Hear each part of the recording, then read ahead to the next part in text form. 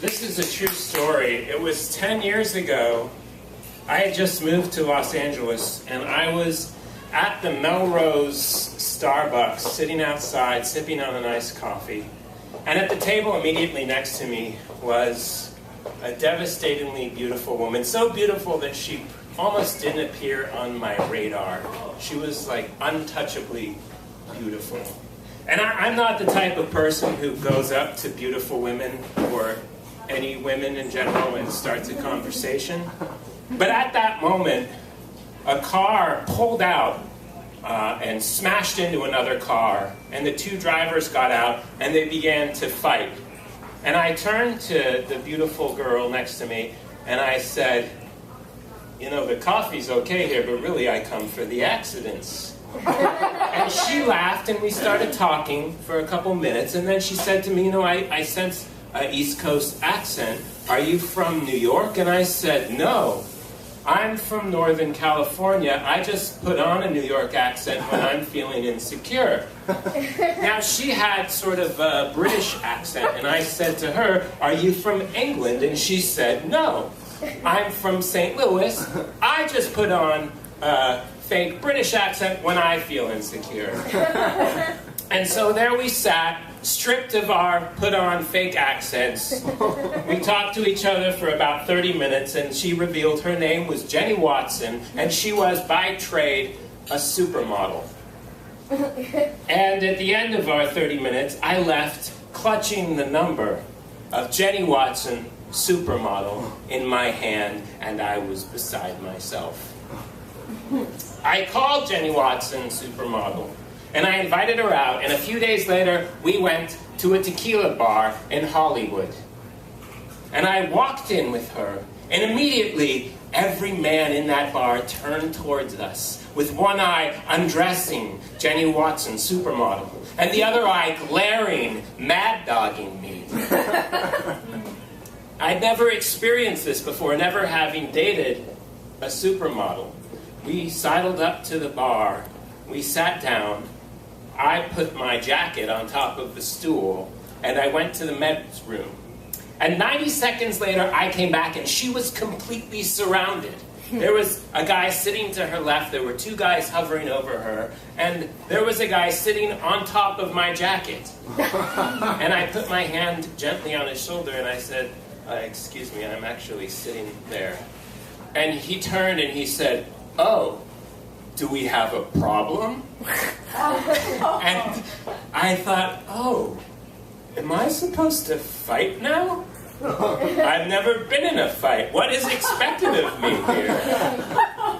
But Jenny Watson was apparently schooled in these matters, and she wrote her phone number on a piece of paper, and she handed it to the guy, and he walked away. And I sat down and watched Jenny Watson drink shot after shot after shot of tequila. And then she told me that she didn't have a problem with alcohol, but sometimes people had a problem with her use of alcohol. And I took Jenny Watson home that night, and I leaned in for a kiss, and she turned, and I kissed her cheek and said goodnight. And then we went out a few more times. I would take her out, she would get drunk, and I'd take her home. We'd end up snuggling in her bed, and I would try to kiss her, and she would say no. And after a while, she started to tell me about the other guys that she was dating, and how badly they treated her, and how she felt guilty that she was sleeping with both of them at the same time, and that neither of them knew. And I thought, okay, I can wait this out.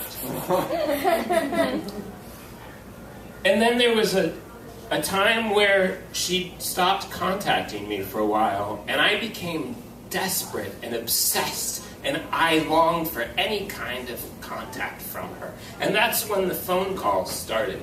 At about 2:30 in the morning, after she would finish a date with one of these guys, she would call me drunk and complain to me about how terrible and abusive they were, and how sweet and wonderful I was.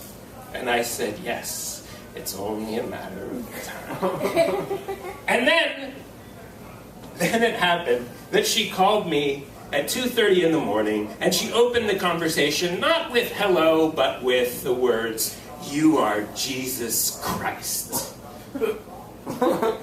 you are Jesus Christ. And then she told me again how sweet I was and how if only she were attracted to me, if only she were in love with me, then she would be happy. Alas, she wasn't. And it was at this point that I thought, you know, maybe I should stop hanging out with Jenny Watson's supermodel. So I told her, Jenny Watson, please don't call me anymore after midnight. A few days later, I booked my first ever acting job on the show Malcolm in the Middle. And I was to wake up at 5 a.m. for a 6 a.m. call time the next day. And at 3:30 in the morning, my phone rang, and it was Jenny Watson. And she told me that she had been drunk, and her date had been drunk, but he had said that he was okay to drive. And so she gave him the keys to her convertible Mustang, and he smashed it into a school. And now they were standing there drunk in front of their smashed Mustang, and would I come and help them before the police came? And I said, no, Jenny Watson, I will not. Don't ever call me again. And that was it. She didn't call me. But every day I would pull out my phone and I would call up her number and I would sit there looking at it with my finger hovering over it. And it was all I could do not to dial that. I just moved to LA. I didn't know anybody and I was terribly lonesome. After about 10 days, I was in the Beverly Center at a coffee shop, and I finally did it. I finally erased her number from my phone, and suddenly I felt free. She was gone. She couldn't haunt me anymore.